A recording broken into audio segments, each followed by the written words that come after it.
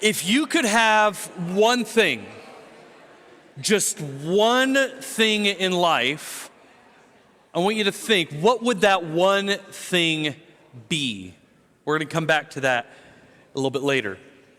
We're going to jump right in to the message today. We're talking about the table, and we're picking up in Jesus' ministry kind of early on when people don't know exactly what to do with Jesus at this point. And we're Mark chapter 5, where Jesus has these crowds beginning to follow him, so they're paying close attention.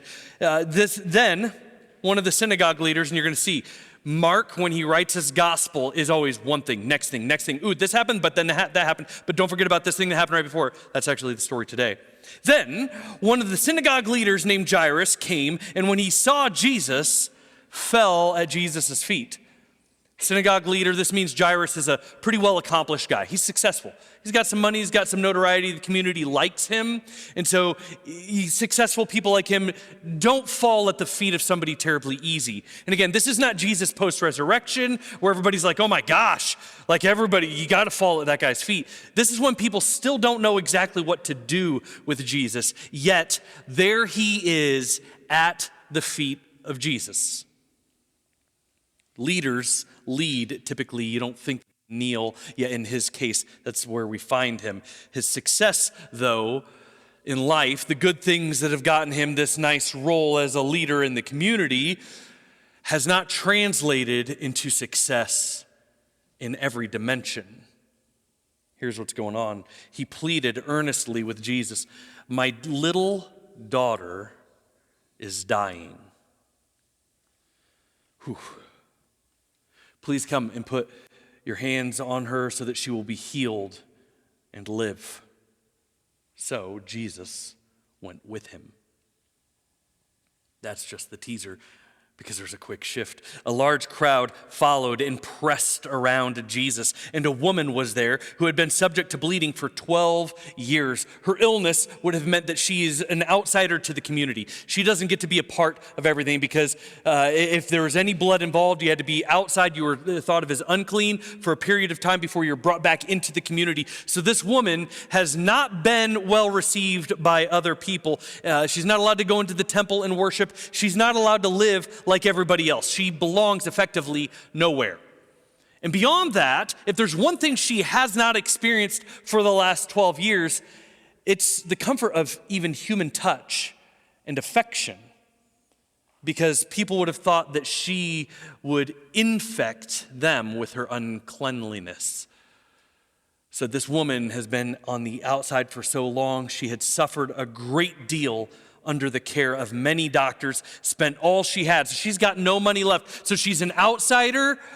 She's ceremonially unclean. She's religiously just like bad, or at least that's how people think of her. And she doesn't have any kind of money. Yet, instead of getting better, she grew worse. When she heard about Jesus, she came up behind him in the crowd and touched his cloak. It would have been his prayer shawl that she reached out to and touched, because she thought, well, if I just touch his clothes, I'll be healed. Immediately, her bleeding stopped, and she felt her body, that she was in her body, that she was freed from her suffering. She just knew.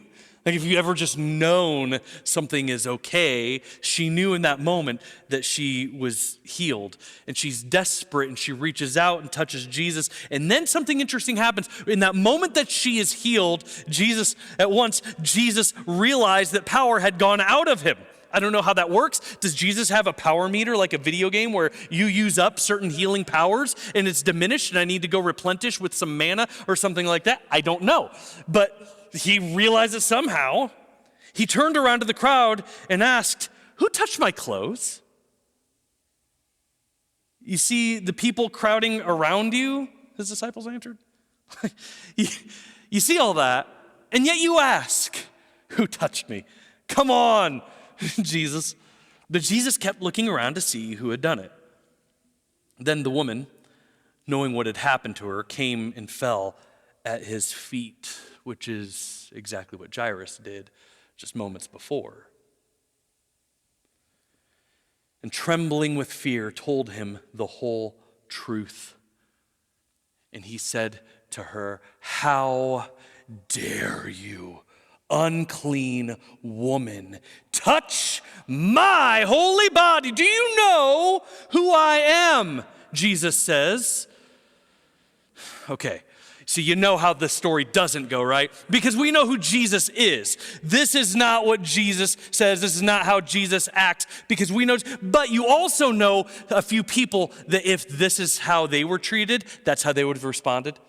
Like maybe you're even one of those people. It's like, do not touch me unless you have a good reason. Who dareth toucheth me, right? Like Jesus, however, says this, "Daughter, your faith has healed you." Daughter. Jairus has a daughter. Jesus has a daughter. Go in peace and be freed from your suffering. 12 years, nobody could figure it out.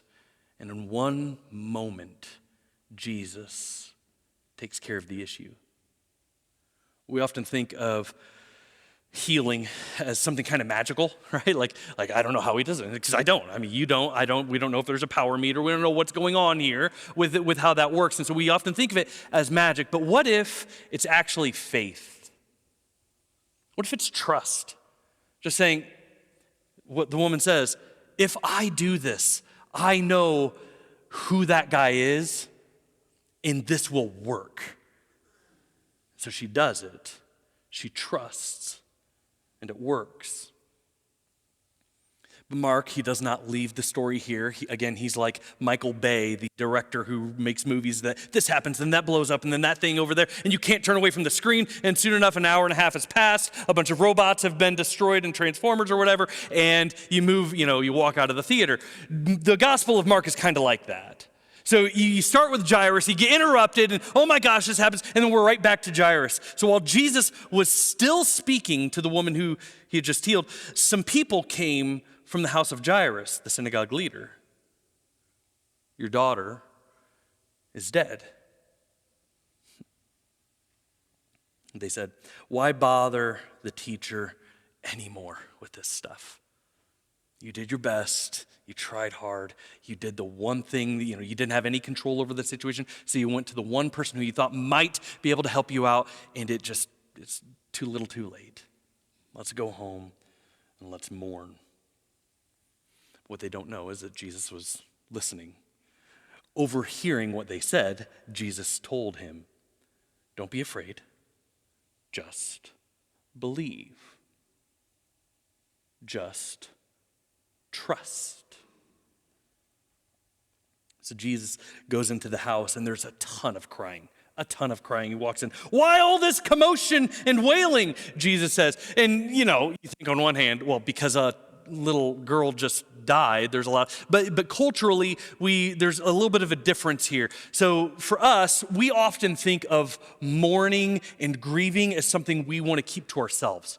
We tend to isolate ourselves when something really bad happens. It's not like a walk down the street and start screaming. You're not bringing some drums and flutes and going crazy with the music or anything like that. We tend to be a pretty private society. That is the exact opposite of what Jesus' society would have been like. They saw it as a way of honoring the person who died to just make a big, big deal about this. And Jairus having money meant that there were a lot of people in his house who were professional mourners, which sounds weird to us and sounds like a show to us, performative. And to a certain extent it kind of is, but also, if you're living in this small community, which by our standards, Jerusalem would have not been very large, geographically it was definitely not very large, you know what the sound of death is. Because there's this group of people who goes around, and as a way of honoring the life of the person who has now died, they go crazy. And so you hear it, whether you want to or not. And the reality of what happens in this life is all around you. You can't escape it. You're just going to hear it. And so they're there, and they're going through their commotion and wailing and all of that. So Jesus says, "Why all this commotion and wailing? What's all of y'all's issue here? The child's not dead, but asleep." They laughed at him. Why did they laugh?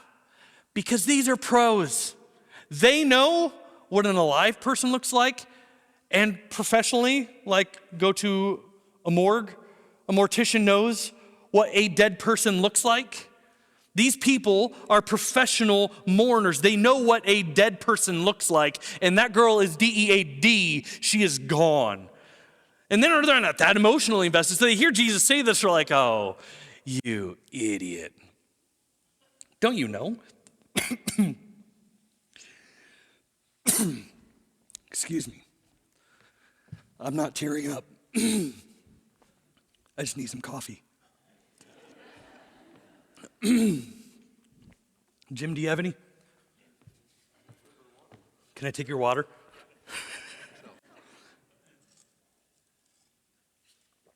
Thank you, Jim. Wow, look at that. It's a miracle. Woo! He's healed. That's the sermon, guys. Just need a little bit of water when your throat goes. All right. So there's the professional mourners. There's all this stuff happening. That water had lemon in it. That was delicious. Thank you, whoever cut that up and put that in there. And they look at Jesus like he's a fool. You don't know what a dead body looks like? Like, this girl is dead. And so what do? They make fun of Jesus a little bit, and Jesus says, all right, y'all, I'm about to do something. I need you crew, you professional mourners, to get out of the house. So after he had put them all out, he tells them to take a hike. They're not going to be needed anymore. He took the child's father and mother and the disciples who were with him and went in where the child was. He took her by the hand and said, Talitha cum, which in Aramaic means, little girl, I say to you, get up. Whew. Immediately, the girl stood up and began to walk around. She was 12 years old. 12 years of sickness, 12 years old. You see, these two stories are meant to be interrupting each other. At this, they were completely astonished. He gave strict orders not to let anyone know about this and told them to give her something to eat because death really sucks the life out of you, from what I heard. I told that joke to my son earlier, and he did not even smile. He didn't crack, because there is a rule that kids have that they can't even, no, not when their father is doing that. Okay. Oh my gosh, thank you so much. I appreciate that. I have a feeling I'm going to need it here in a little bit too. It's not hard to hide if you want. It's not hard to hide. We see that in Jairus' life. We see that a successful guy that by all standards is somebody who people would look at and say, this is exactly what it looks like to be the pinnacle of success. You can hide behind that. And I think we know a thing or two about that living in the area we do in Phoenix and PV and Scottsdale. We know that you can hide behind your success. It's not hard to do. We live in a place that people like to vacation. You know that?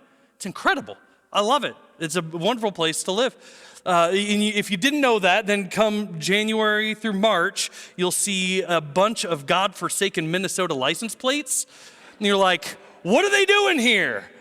Well, they don't want to live in God-forsaken Minnesota in January through, and all respect to my Minnesota friends. But people love to come here. People love to vacation here. They play spring training here. Like, it's a great place. Why? Because it's a beautiful place to live, even if it's just for a few months. And for us that get to live here, more or less year round, like that's pretty incredible. It's a gift. And chances are there's a level of success that maybe you've been able to achieve in some way to say, yeah, I get to live in such a nice, beautiful place as that. And you can hide behind the success that you have had. It's easy. People look at you and say, wow, look, he cornered the marker. She really figured it out. Or that couple or that family, they have it all put together. They're one of the good ones. They finally got it. Success can hide all of your pain. Power can hide all of your pain, but it cannot heal the pain that you have. Jairus' success did not lead to his daughter going a life without illness. You know this too. We all know this. It doesn't matter how good you are at something, how professionally accomplished you are. What matters is the life you live. You can't keep somebody that you love dearly from getting ill.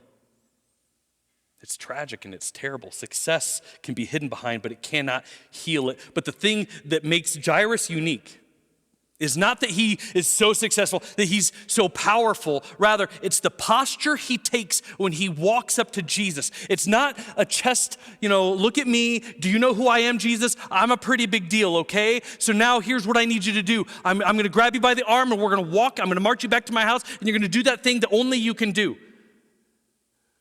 Rather, he falls just like the woman at his feet, lies down and says, I have nothing.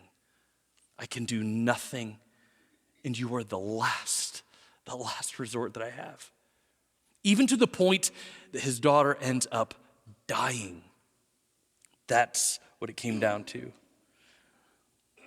But what I love about this is that you have two people that are so different. You have this man who is ceremonially and religiously and socially clean and upright. And then you have this woman who is an outcast and has been put aside and tossed aside by everybody else. She's poor. She has nothing left. But they find commonality in one place. And that's at the feet of Jesus. And if you wonder what the church should look like, it's not a bunch of Jairuses. It's not a bunch of the sick women. Rather, it's both. And the sooner we can understand that the church is a place for that kind of brokenness and for these kinds of issues is the moment we realize that Jesus can only work with broken people. He can only work with broken people. If you ain't broken, I don't know why you're here today, okay? If you ain't broken, that's fine. You can go live your perfect, awesome life. For the rest of us, we know that Jesus can only work with broken people, and that's hard. That's a really hard thing for us to understand about how this world works because we don't want to admit that we're broken. Few of us want to actually say that okay, I'm going through a lot right now and everything is kind of hard or whatever, my own addictions or my own fears are holding me back in some kind of a way. We want to just show up and put that good old fake church smile on and say, hey, you know what? I'm good. Everything's great. Everything's awesome. Like that Lego song. Marriage issues, financial loss, on and on. No. What we want to do is we want to hide. And the temptation is always to hide. Don't let people know that you're going through something right now. But what Jesus tells us is that we can have a boldness to go up to him and we can receive healing. And that healing might be external like the woman or like the daughter. It might be internal as well. A couple weeks ago I talked about Mephibosheth. And his healing was not external. Rather, his healing was internal and social. When we hide, we feel that shame from there. We don't take advantage of the boldness that we have. But Jesus invites us to the table. Jesus does not invite the unbroken people to the table. Jesus invites only broken people to the table. And when you realize that you have a seat there too, you don't have to show up and say, well, I don't have issues. Rather, you can say, hey, look around. There's a bunch of people just like me who don't have every single thing figured out. And your issues are probably going to be different than mine. Maybe they're the same. I don't know. But I know that none of us, as we sit around this table, are unbroken. But I think about when you're at that table and you get that loaf of bread that gets put down in front of you. If a loaf of bread gets plopped down, the thing you don't do is butter the top of the loaf of bread, right? Like you're insane if you just butter the top. You're buttering the crust of the bread. You have to break off that bread. Or in a modern, nice, clean way, you slice the bread. Either way, it's broken. And when it's broken, you know what you can do with that piece of bread. You ever go to a nice Italian restaurant where they put the olive oil and the seasonings and you have that piece of bread and you just dip it into that good oily stuff and it just soaks it all up. Oh my gosh, it's so good. And you take a bite and it's just, you can't do that with the crust. The bread's gotta be broken in order to absorb all of that.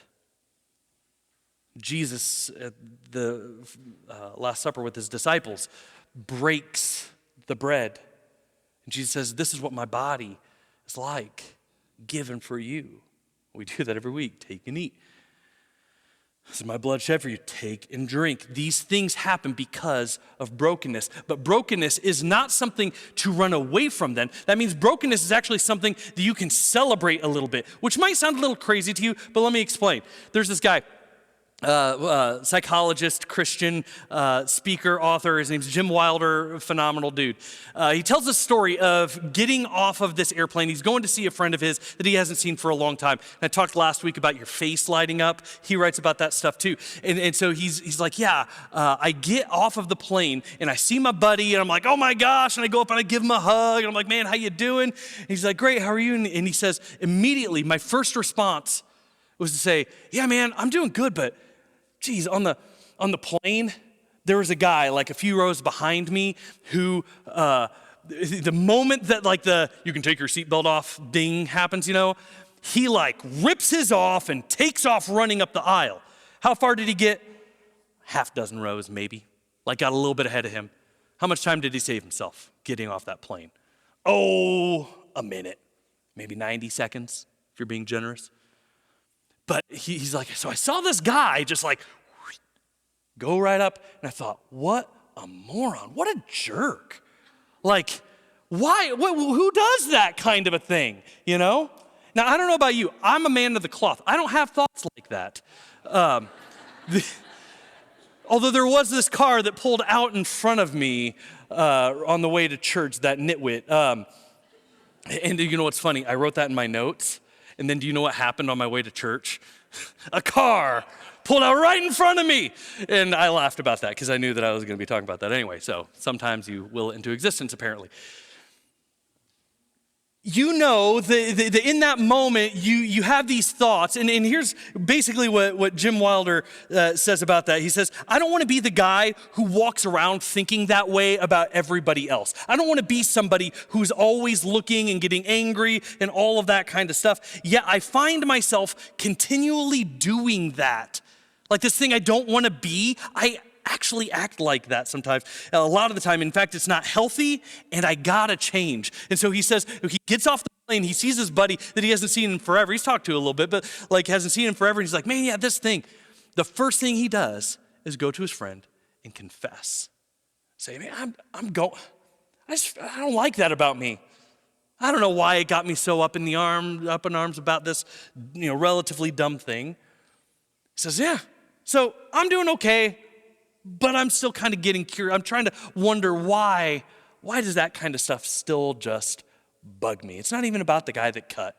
It's about me growing and me admitting my brokenness. And that's kind of his point. His point is actually to say that when we understand our brokenness and when we share it and talk about it with a trusted friend that we know we can talk to this stuff about, there's a sense of freedom in there, and there's a sense of just acknowledgement that, you know what? Yeah, I don't have it all figured out.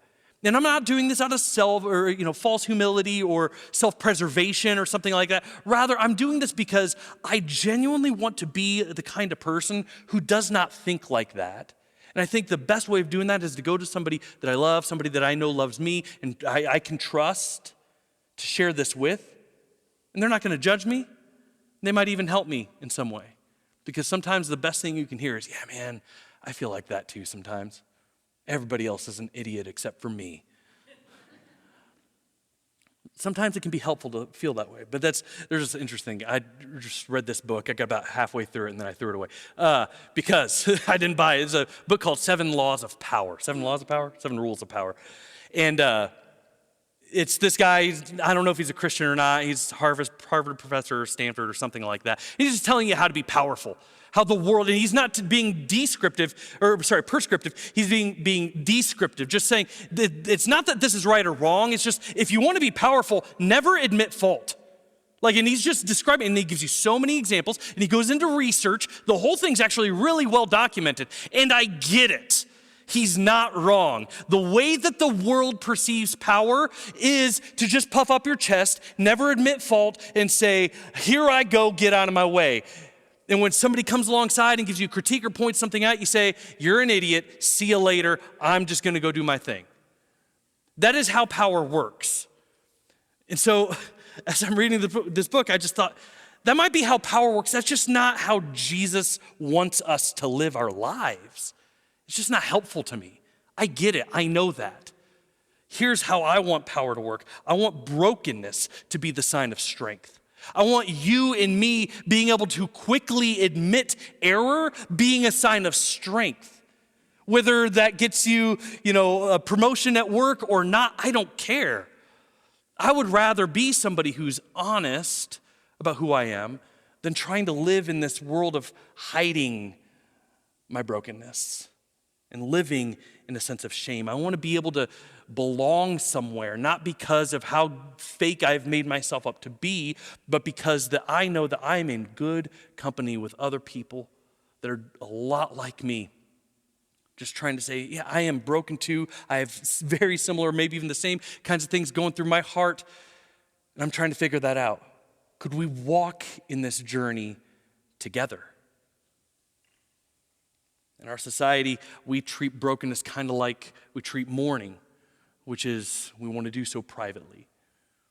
And what Jesus invites us to do is not to broadcast it to everybody, but rather to say to a trusted friend, somebody that you know has your best interest in mind, hey, here is what I'm walking through right now, and I need somebody to walk with me through this. You start to celebrate your brokenness a little bit. And you get to laugh at yourself a little bit, mock that version of you that you don't even like. That's okay, you can do that. Say, oh my goodness, there I go again. I'm gonna let that person just go off in the distance. I'm gonna go this way. I'm gonna go a different direction instead. See, the goal is not hiding brokenness, rather it's integrating it into our lives. And when we integrate our brokenness into our lives, here's what we do. We put God's grace on full display for everyone to see. There's this Japanese art that you might have seen called kintsugi. And it's the art of taking these normal, everyday objects, cups, plates, simple things that you're making breakfast or making a cup of coffee, that oops, it falls off the counter. You pick them up, and then you infuse all of these cracks as you reassemble it with this golden adhesive of some sort, and you reconstitute this thing that was broken. And I love it, not just because it's fascinating to look at. It's absolutely incredible, though. I love it because of the mundane reality of what this is. Like, this is just a cup, it's just a bowl, it's just a normal thing that you probably haven't thought of as a wonderful piece of art. But then, in the brokenness of this thing, when it gets repaired, after it has been broken, you almost don't want to use it because it's so pretty, right? But don't be mistaken. These things do not look the same as they did before they were broken. Like this bowl right here, I really like this one because it still has holes in it. You can see them on the bottom, you can see it on the side there. This bowl is no longer useful in the way that it once was. Its function has changed. It has changed. But it might actually be more valuable now than it was before. And now you look at this and you look at it from a different angle and you can see the cracks. They're not hidden. They're just gilded. I love this example of God's grace at work in our lives. This is exactly what God's grace looks like for you and for me. It's not that you need to hide, rather it's that you need God's healing work to come into your life and to take all of the brokenness, of which every single one of us have a multitude of, and for God to gild it and to say, my grace is sufficient. As he says to Paul, my power is made perfect in your weakness. So if you think that you're just going to show up and you're going to get everything right, you're going to be the best person, hold up. No. Rather, my power is made perfect in weakness.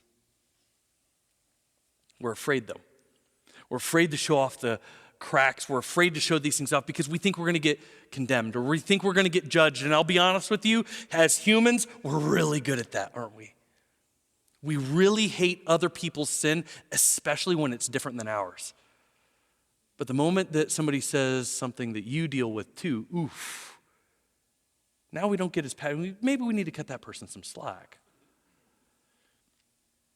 God invites us in around the table where we can be broken together. And in our brokenness, we can find the beauty of God's grace and let that shine forth. So at the beginning, I asked this question. If you could have one thing, just one thing, what would that be? When I was younger, I probably would have said a house or a car or something, fancy. I'd just give me this one thing.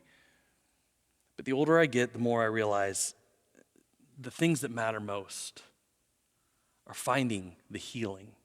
So you might say, the one thing I would hope more than anything is to be free from this addiction that is taking me down. The one thing I want more than anything is healing for my daughter. The one thing I want more than anything is to belong just somewhere. Somewhere I want to belong. And Jesus at the table pulls up a chair and pours your drink and says, grab a seat. We have this one just for you.